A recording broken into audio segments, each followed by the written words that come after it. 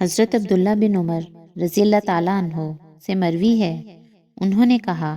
کہ ایک آدمی نبی صلی اللہ علیہ وآلہ وسلم کے پاس آیا اور کہا، اے اللہ کے رسول، کون سا شخص اللہ تعالیٰ کو زیادہ محبوب ہے اور کون سا عمل اللہ تعالیٰ کو زیادہ پسند ہے؟ رسول اللہ صلی اللہ علیہ وآلہ وسلم نے فرمایا، لوگوں میں سب سے زیادہ محبوب اللہ تعالیٰ کے ہاں وہ شخص ہے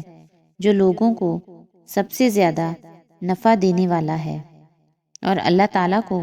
سب سے زیادہ پسندیدہ عمل وہ خوشی ہے جو مسلمان کسی دوسرے مسلمان کو دے، یا اس سے مصیبت دور کرے، یا اس کا قرض ادا کرے، یا اس کی بھوک ختم کرے۔ اور اگر میں کسی بھائی کے ساتھ اس کی ضرورت پوری کرنے کے لیے چلوں تو یہ مجھے اس مسجد یعنی مسجد نبوی میں 1 ماہ اعتکاف میں بیٹھنے سے زیادہ محبوب ہے۔ جس شخص نے اپنا غصہ روکا، اللہ تعالیٰ اس کے عیوب پر پردہ ڈال دے گا۔ جو شخص اپنے غصے کے مطابق عمل کرنے کی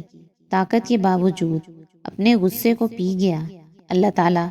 قیامت کے دن اس کے دل کو امید سے بھر دے گا۔ اور جو شخص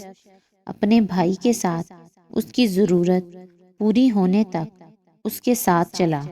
تو اللہ تعالیٰ اسے اس دن ثابت قدم رکھیں گے جس دن قدم ڈگمگا رہے ہوں گے۔ اور یقیناً بد اخلاقی عمل کو خراب کر دیتی ہے، جس طرح